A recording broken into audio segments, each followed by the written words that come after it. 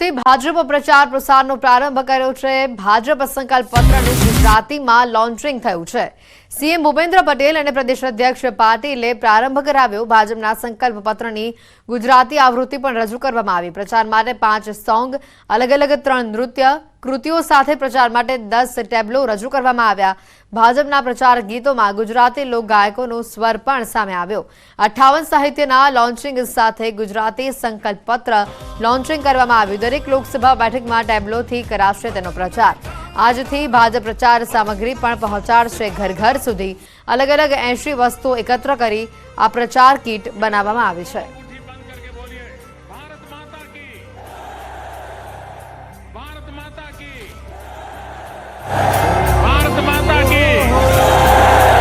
हमारी रूढ़ी भारत वो में डंको वागो छे रे लोल। हमारी रूढ़ी भारत वो में डंको वागो छे रे लोल। एना भाले सुखनु तिलक करवा आव्यो छे रे लोल। आव्यो रे अवसर आंगणीए रे लोल।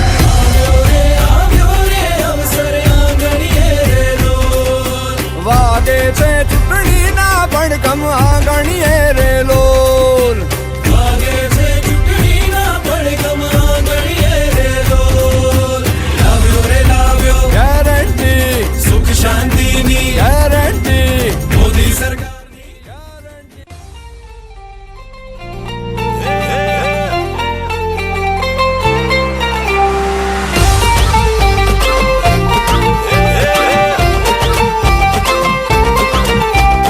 हयू ने होठ कहे था से जयकार। सीट हशे आ वखते 400 नी पार।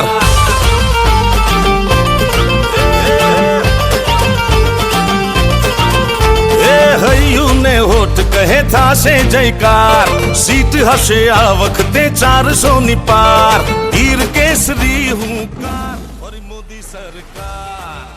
ભાજપ સંકલ્પ પત્રની સાથે ભાજપ દ્વારા કેટલાક ગીતો પણ રજૂ કરવામાં આવ્યા અને જે આપને બતાવી રહ્યા છે 80 જેટલી વસ્તુ એકત્ર કરીને કીટ વિતરણ પણ ભાજપ હવે આવનારા દિવસોમાં કરશે।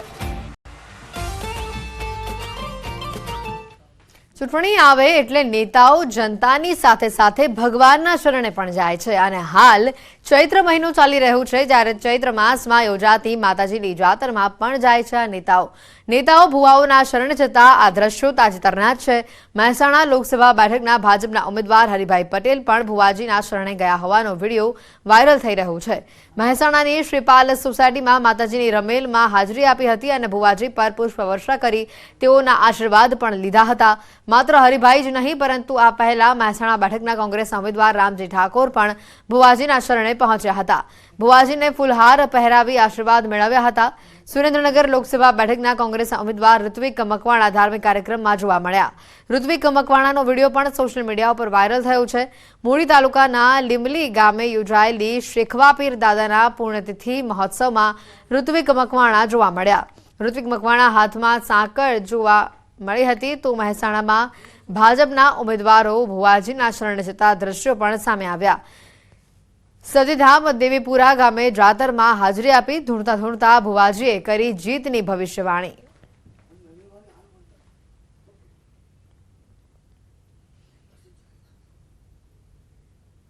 આગળ વધીએ અન્ય સમાચારો તરફ તો આગામી 7 દિવસ સુધી વાતાવરણ સૂકું રહેવાની હવામાન વિભાગની આગાહી સામે આવી છે।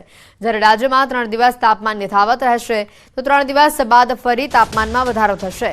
તાપમાન 2 થી 3 ડિગ્રી સુધી વધશે તો ગુજરાતના કોસ્ટલ વિસ્તારમાં ઉત્તર પશ્ચિમના પવનો ફૂંકાશે।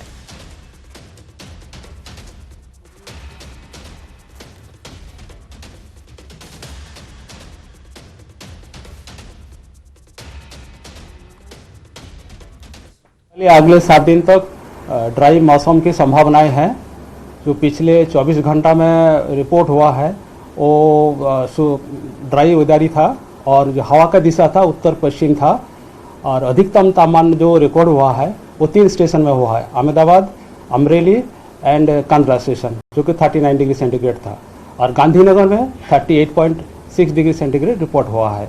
अभी जो तापमान है वो अगले 3 दिन तक नो लार्ज चेंज में रहने का संभावना है। उसका अगले 4 दिन 2 to 3 डिग्री ग्रेजुअल राइज होने का संभावनाएं हैं। और जो अहमदाबाद की और आसपास क्षेत्र के जो तापमान है, अधिकतम तापमान 40 डिग्री सेंटीग्रेड के आसपास रहने का संभावनाएं है। બનાસકાંઠામાં આવેલા વાવના ઢીમા ગામે ભમરાઓનો આતંક સામે આવ્યો છે। શોભાયાત્રામાં ભમરા આવી જતા અફરાતફરી મચી 50થી વધુ લોકોને ભમરાઓએ ડંખ માર્યા। ઈજાગ્રસ્તોને સારવાર માટે હોસ્પિટલ ખસેડવામાં આવ્યા હતા। આ દ્રશ્યો પણ સામે આવ્યા હતા। વાવના ઢીમા ગામે ભમરાઓનો આતંક સામે આવ્યો। શોભાયાત્રામાં ભમરાઓ દ્વારા હુમલો કરવામાં આવ્યો અને જેના કારણે કેટલાક લોકો ઈજાગ્રસ્ત થયા હતા। તેઓને હોસ્પિટલમાં સારવાર માટે ખસેડવામાં આવ્યા છે। ઈજાગ્રસ્તોને સારવાર માટે ખસેડાતા હાલ તેઓની તબિયત સુધારા પર છે। બનાસકાંઠાથી આ દ્રશ્યો સામે આવ્યા। વાવના ઢીમા ગામે ભમરાઓનો આતંક સામે આવ્યો।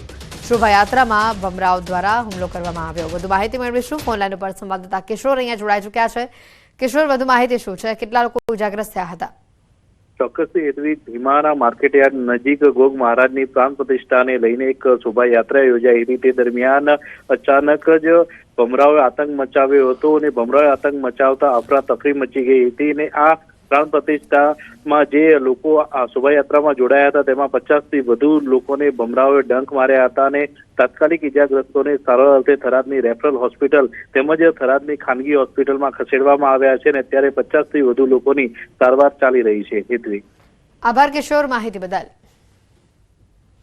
કેસર કેરીના ગઢ ગણાતા એવા ગીરમાં કપાઈ રહ્યા છે આંબા। ખેડૂતોને ઓછું ઉત્પાદન મળતા આંબા પર હવે કરવત ફેરવી છે। સામાન્ય રીતે ઉનાળો આવતા આંબા ઉપર લટકતી કેરીઓ જોઈને ખેડૂતો અને કેરી રસિયાઓ ખુશખુશાલ થઈ જતા હોય છે, પરંતુ ગીર સોમનાથ જિલ્લાની આંબાવાડીઓમાં જે દ્રશ્યો સામે આવ્યા છે તે ઘણા ચિંતાજનક છે। ગીરની શાન ગણાતી કેસર કેરીના બગીચાઓ નષ્ટ થઈ રહ્યા છે। આંબાને પોતાના બાળકની જેમ ઉછેરીને મોટા કર્યા બાદ યોગ્ય ઉત્પાદન ન થતા મજબૂર બનેલા ખેડૂતો આંબા કાપી રહ્યા છે। ગ્લોબલ વોર્મિંગની અસરના કારણે આવક કરતા ખર્ચ વધી જતા કેસર કેરીના ખેડૂતો કરજદાર બન્યા છે, તો કેટલાક ખેડૂતો નવસર્જન માટે જૂના આંબા કાપી રહ્યા છે। આંબાના વૃક્ષો તારલા ગીરના સુરવા, ધાવા, હળમતિયા, વાડલા સહિતના ગામોમાં પણ કપાઈ રહ્યા છે। ગત વર્ષે આંકોલવાડી ગીર ગામે 20 વીઘાના આંબાના બગીચામાં 300થી વધુ આંબાના વૃક્ષોનું કટિંગ કરવામાં આવ્યું હતું। ખેડૂતો કહે છે કે વૃક્ષો પર કરવત ચલાવવા એ અમારું કાળજું કંપાવી નાખે છે, પરંતુ ના છૂટકે આવું અમારે કરવું પડે છે। છેલ્લા 5 વર્ષથી આંબાના બગીચાઓમાં ખર્ચ સામે નુકસાનની વેઠવી પડી રહી છે, માટે આંબાના વૃક્ષો કાપી અન્ય પાક તરફ તેઓ વળી રહ્યા છે।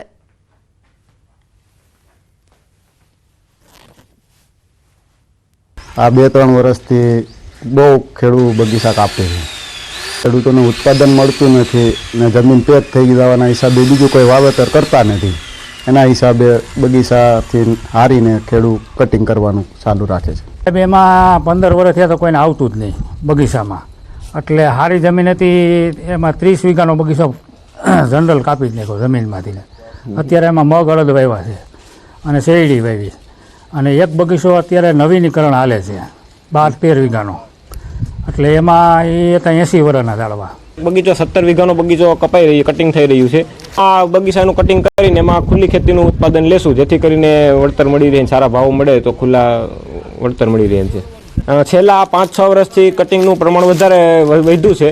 છેલ્લા લગભગ દર વર્ષે 200-300 વીઘા બગીચાનું કટિંગ થતું હશે। આખરે ગુજરાતે કરી બતાવ્યું। એવી મોબાઈલ વાન બનાવી જે દેશના કોઈ પણ ખૂણામાં જઈને વીજળી વગર જ પાણીના શુદ્ધિકરણનું કામ કરી શકશે। ભાવનગરમાં આવેલી અને ગુજરાતની એકમાત્ર સંસ્થા central salt marine research institute દ્વારા પાણીને શુદ્ધ કરવા અદ્યતન ટેકનોલોજી વિકસાવાઈ છે, જે માત્ર 12 પૈસા પ્રતિ લિટરના ખર્ચે ખારા અથવા ભામરા પાણીમાંથી પીવાલાયક શુદ્ધ પાણી ઉપલબ્ધ કરાવે છે। આ ટેકનોલોજી દ્વારા કુદરતી આફત સમયે વીજળી ન હોય ત્યારે પણ લોકોનું પીવાનું શુદ્ધ પાણી મળી રહેશે। Central salt and marine chemicals research institute એ ભારત દેશની અગણ્ય સંસ્થાઓ પૈકીની એક છે, જે સંશોધન કરીને નવી નવી ટેકનોલોજીઓ વિકસિત કરવા માટે ઘણી જાણીતી છે।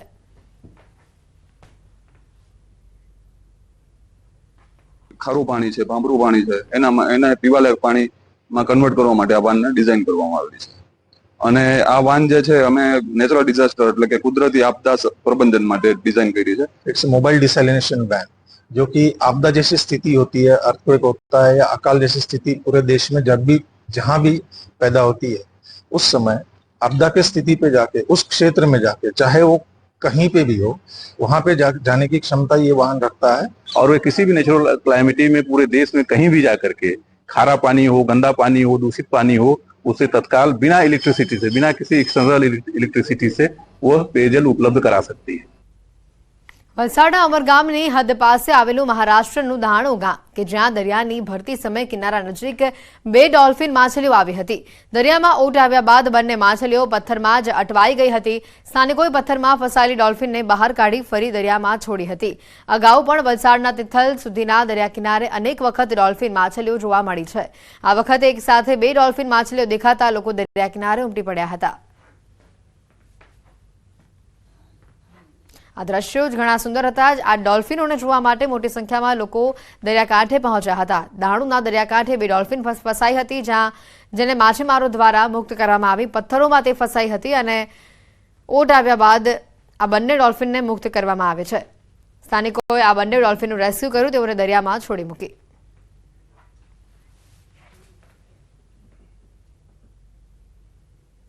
સમાચારોમાં હાલ રોકાઈશું એક બ્રેક માટે, પરંતુ તે પહેલા નજર કરીશું ટોપ 3 ખબરો પર। સુરતમાં મુંબઈ ક્રાઇમ બ્રાન્ચનું આજે પણ સર્ચ ઓપરેશન 24 કલાકમાં દયા નાયકની ટીમ કરી હથિયારની શોધ, 1 પિસ્તોલ અને મેગઝીન જપ્ત। વાપીમાં આપ નેતાનો પ્લાન, ભાજપ અગ્રણીના ઘરે પડાવી ધાડ, પ્લાન થયો નિષ્ફળ, પકડાયા કુલ 9 આરોપીઓ। દાહોદની ધાડપાડુ ગેંગનો ખુલ્યો ગુનાહિત ઇતિહાસ। કચ્છ ભુજના કુકમા ગામે સામૂહિક આપઘાતથી અરેરાટી, માતાએ 2 સંતાનો સાથે ટૂંકાવ્યું જીવન। આપઘાતનું કારણ હજી અકબંધ।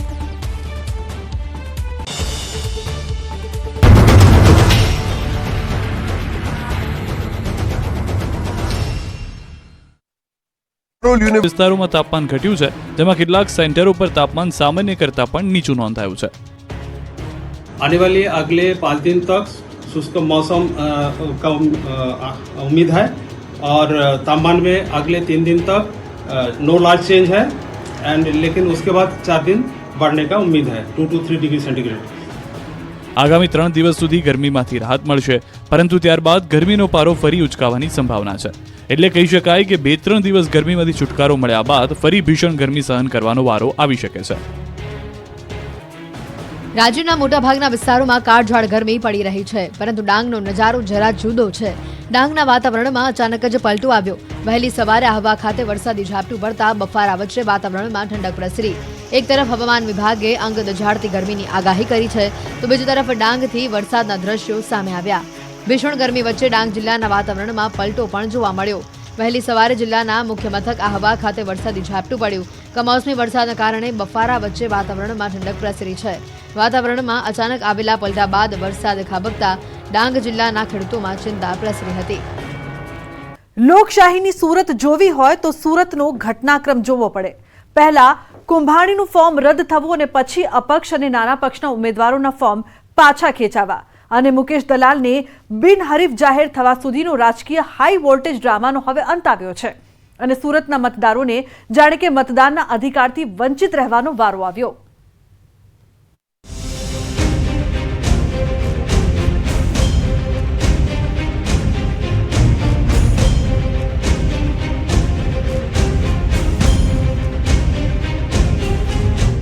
चुटनी हजू चालू है, चूंटणी हजू बाकी है, जंग अभी जारी है।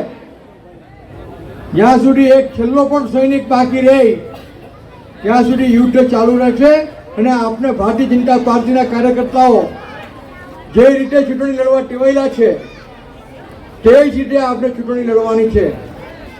એમાં કાંઈ કચાશ નહીં રહી, કાંઈ અતિવિશ્વાસ નહીં રહી। દુશ્મન નાનો હોય કે દુશ્મન મોટો હોય, દુશ્મન એ દુશ્મન છે, એને આપણે કચડી નાખવાનો છે। હજુ તો 2 દિવસ પહેલા જ મુકેશ દલાલે ઓલપાડમાં આયોજિત એક સભામાં ધારદાર ભાષણ આપ્યું હતું। ચૂંટણી લડવાની અને જીતવાની વાત કરી હતી, પણ જે રીતે ભારતીય જનતા પાર્ટી ચૂંટણી જીતવા માટે ટેવાયેલી છે તે રીતે। પણ આજે તો તેઓ વગર ચૂંટણીએ જીતી ગયા અને જીતનો જશ્ન મનાવી રહ્યા છે। સુરતના ભાજપના લોકસભાના ઉમેદવાર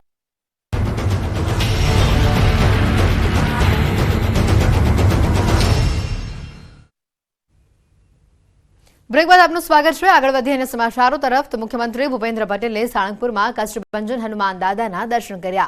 બાદમાં તેઓએ BAPS મંદિરમાં પણ દર્શન કરવા પહોંચ્યા હતા। સાળંગપુર કષ્ટભંજન હનુમાન મંદિરમાં સંતો દ્વારા મુખ્યમંત્રી ભૂપેન્દ્ર પટેલનું સ્વાગત કરવામાં આવ્યું, જ્યાં તેઓ હનુમાન દાદાની આરતી ઉતારી પૂજાનો લાભ લીધો।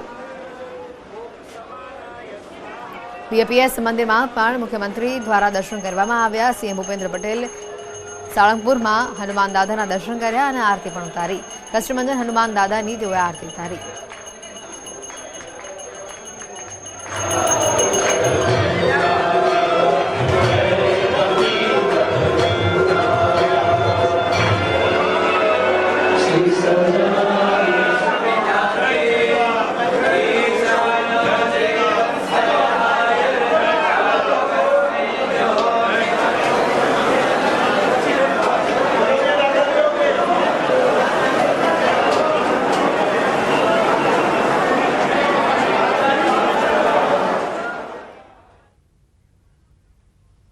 સુરતમાં ભાજપની જીત પર બોલ્યા રાજનાથ સિંહ। રાજનાથ સિંહના કોંગ્રેસ ઉપર આરોપ સામે આવ્યા। વિપક્ષ જનતાની આંખોમાં ધૂળ નાખવાનો પ્રયાસ કરે છે। કોંગ્રેસ કહે છે લોકતંત્ર ખતરામાં છે। ભાજપનો ઉમેદવાર જીતે તો લોકતંત્ર ખતરામાં। જો વિરોધ પક્ષનો ઉમેદવાર જીત્યો હોત તો શું? गुजरात में, सूरत में हमारा एक कैंडिडेट निर्विरोध जीत गया। भारतीय जनता पार्टी के जीतने का सिलसिला प्रारंभ हो गया और कांग्रेस के लोग और दूसरी राजनीतिक पार्टियां कह रही हैं यह लोकतंत्र के लिए खतरा है। मैं यह पूछना चाहता हूं, कांग्रेस के दोस्तों को कहना चाहता हूं, विरोध पक्ष के लोगों को कहना चाहता हूं, जनता की आंखों में धूल झोंक कर राजनीति मत करो। जनता की आंखों में आंख मिलाकर राजनीति करो। हिम्मत है, आपकी भी हुकूमत थी, कई बार सांसद निर्विरोध चुने गए। आपके सांसद यदि निर्विरोध जीत जाए तो लोकतंत्र मजबूत हो गया, और हमारा एक सांसद निर्विरोध जीत गया तो लोकतंत्र कमजोर हो गया। और इसी उत्तर प्रदेश में मैं याद दिलाना चाहता हूं, 2012 में कन्नौज का बाई इलेक्शन था, उपचुनाव था। डिम्पल यादव उस समय निर्विरोध ही जीती। उस समय कांग्रेस सपा बसपा के लोगों को लोकतंत्र के ऊपर खतरा दिखाई नहीं दिया। कहां ले जाना चाहते हैं लोग इस देश में? बार बार कहता हूं, राजनीति करनी है तो जनता की आंख में धूल झोंक के राजनीति मत करो, जनता की नजरों से नजर मिलाकर राजनीति करो। यह है हमारा तमाशा बना दिया है इन लोगों ने। केवल जनता को गुमराह करके ये समर्थन हासिल करना चाहते हैं। ભાવનગર શહેરમાં રખડતા ઢોરનો આતંક સામે આવ્યો છે। રખડતા ઢોરની અડફેટે એક વૃદ્ધનું મોત થયું છે। સારવાર દરમિયાન નાથાભાઈ પરમાર નામના વૃદ્ધનું મોત થયું। 4 દિવસ અગાઉ રખડતા ઢોરની અડફેટે વૃદ્ધ ગંભીર રીતે ઘાયલ થયા હતા। કુંભારવાડા મિલની ચાલીમાં રખડતા ઢોરને 3 લોકોએ અડફેટે લીધા હતા। ભાવનગર શહેર અને જિલ્લામાં રખડતા ઢોરના કારણે અવારનવાર નિર્દોષ વ્યક્તિ જીવ ગુમાવે છે। તેમ છતાં તંત્રની આંખ ઉઘડતી નથી। રખડતા ઢોરની સમસ્યાથી હવે પ્રજાજનો પણ ત્રસ્ત છે।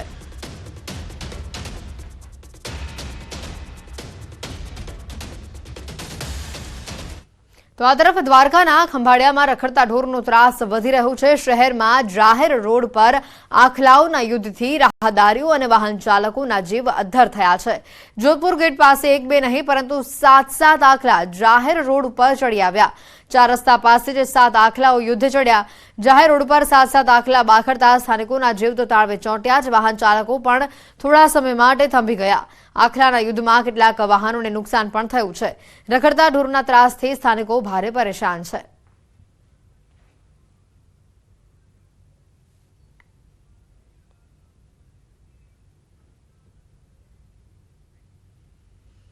સલમાન ખાનના ઘરની બહાર ફાયરિંગના કેસમાં તપાસ કરવામાં આવી રહી છે। મુંબઈ પોલીસના 2 દિવસથી સુરતમાં ધામા છે। એન્કાઉન્ટર સ્પેશિયાલિસ્ટ દયા નાયકની ટીમની તપાસ હાલ તેજ થઈ રહી છે। મુંબઈ ક્રાઇમ બ્રાન્ચનું આજે પણ સર્ચ ઓપરેશન સામે આવ્યું। ગઈકાલે તપાસમાં નદીમાંથી કારતૂસ મળી આવ્યા હતા। શોધ કરતા નદીમાંથી એક પિસ્ટલ અને એક મેગઝીન પણ મળી આવ્યું છે।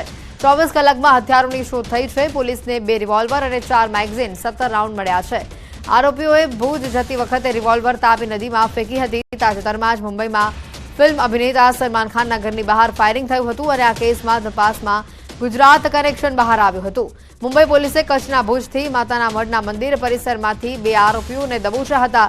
જોકે બંને આરોપીઓને લઈને મુંબઈ પોલીસ મહારાષ્ટ્ર રવાના થઈ ગઈ હતી, જ્યાં વધુ પૂછપરછમાં ફાયરિંગના કેસમાં સમગ્ર તપાસ સુરત સુધી પહોંચી છે. તપાસમાં ખુલ્યું છે કે આરોપીઓએ ભુજ જતા પહેલા ગુનામાં વપરાયેલી રિવોલ્વર તાપી નદીમાં ફેંકી હતી.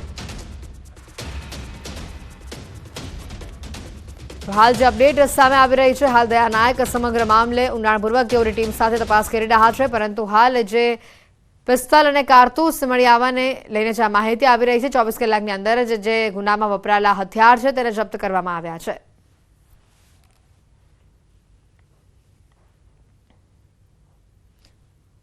મુંબઈ પોલીસ ગઈકાલથી જ સુરતમાં છે. આજે તેઓની તપાસનો બીજો દિવસ છે. એન્કાઉન્ટર સ્પેશિયાલિસ્ટ દયા નાયક પણ આ તપાસમાં જોડાયા છે.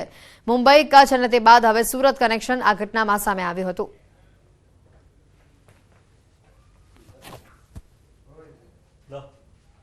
સમાચારોમાં અત્યારે ફક્ત આટલું જ. અંતમાં નજર કરીશું ટોપ 3 ખબરો પર.